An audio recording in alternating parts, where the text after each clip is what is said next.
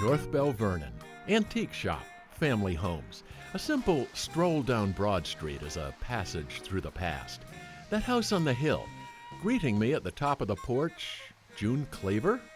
Harriet Nelson, perhaps? Hi, Dave! Welcome to the Good Old Days house. Step inside for a trip back in time.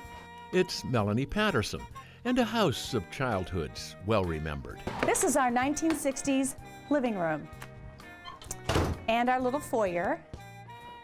Much of the furniture here is kind of the way my aunts and uncles had it and grandparents, and we've added a few little things over the years, finding things at local flea markets and garage sales and antique shops. I remember some of this stuff. Even the TV is very vintage. That's right. The 1928 double-decker was relatively new when Italian immigrants Joseph and Josephine Stringhill moved in. My grandparents had the fireplace built when they moved in 1949 in the early 50s. So it's a little different from the house, but it has original ceramic tile there and kind of a little updated. They wanted it to be a little more modern. Her grandparents' house was passed down to Aunt Lena and Aunt Janie. 914 Broad Avenue would be the site of happy times for Melanie and her sister and brother and other family members. We would have a lot of just good memories sitting on the front porch, counting the colors of cars that would go by, listening to the pirate games on the little transistor radio out front.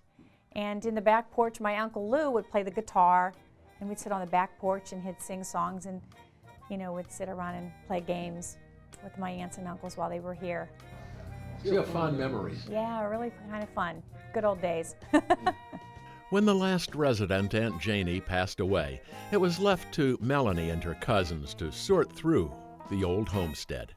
We spent about 3 weeks going through everything. It took a long time to do that because as you're going through it, you're remembering each and every one of the people that lived here and the great memories that you had with those family members.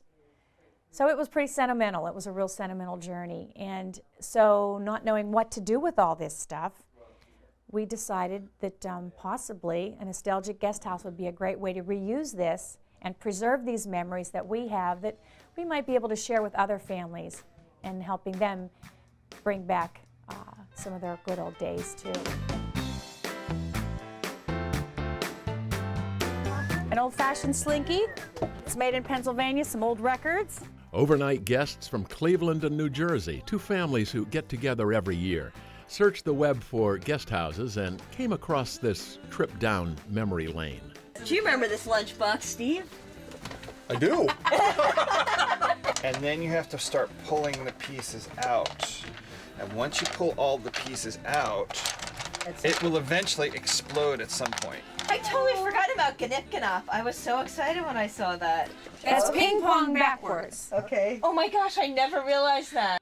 They see their grandparents here, things that their mother had, their father had, something as simple as the curtains to the TV lamp. They take pictures of the craziest things in the house that they have to show their mom who lives in Florida or their parents that live in Connecticut. So everyone finds a piece of their own family in here, which is so fun.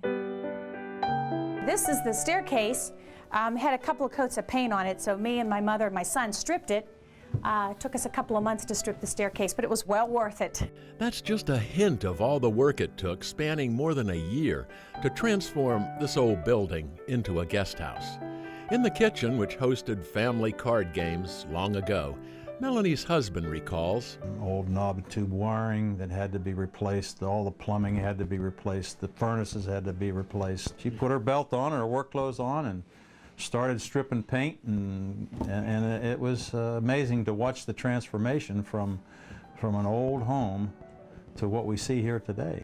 This is the original wallpaper that was placed on here when the house was built in 1928. So to preserve it, you don't want to add water to it, so I would take white enriched bread and I rubbed the wallpaper with the white enriched bread, and that's how you clean old-fashioned wallpaper, with white enriched bread. Who would have thought?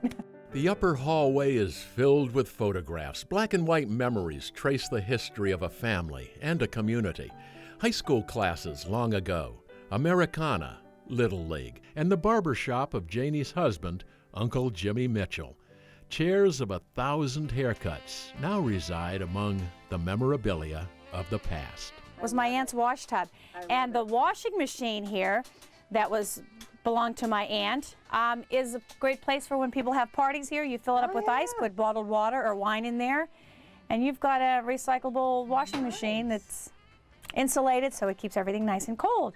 The guest house owner was a school teacher in 1993 when she competed in the Mrs. United States pageant in Las Vegas, and she won. The Good Old Days house is the product of many life experiences. This is the boys' room, and back in the 1950s, my dad and 4 of his brothers slept in this room. So 5 men slept in this room back in those days, but they were steel workers, and so they slept different shifts, and 5 of them fought in World War II, so sleeping in one bedroom was probably a luxury compared to what they experienced, with fighting in the war and growing up in the Depression. This is the girls' room. This is basically decorated in 1970s style, and back in the olden days, 3 of my aunts slept in here. In fact, I even slept in here too and had the chicken pox when I was a little girl. Closet door pinups bring back happier thoughts. I liked Donny Osmond and the Beatles. Starsky and Hutch, they're all kind of my favorites in here, the Bay City Rollers. We also have in the closet here some vintage clothing that I allow guests to wear. I tell them that if they run out of things to wear, they feel free to wear things in the closet. It's a living museum where do not touch does not apply. It's a crazy 8-ball. So you ask questions, it's like an oracle. Do you remember these? We have an old-fashioned record player over here, and then old-fashioned drive-in speakers. Nothing cues nostalgia like the music of our youth. Icons run the gamut from James Dean, Forever Hip, to Bozo the Clown. But remember the old Archie records that were on a cereal box? Remember you would cut those off the back of a cereal box? So why do elephants have toenails? So they have something to chew? Well, they can't all be gems. And what's this? A game played on a board? And there in the corner, a 3-dimensional video game? What'll they think of next?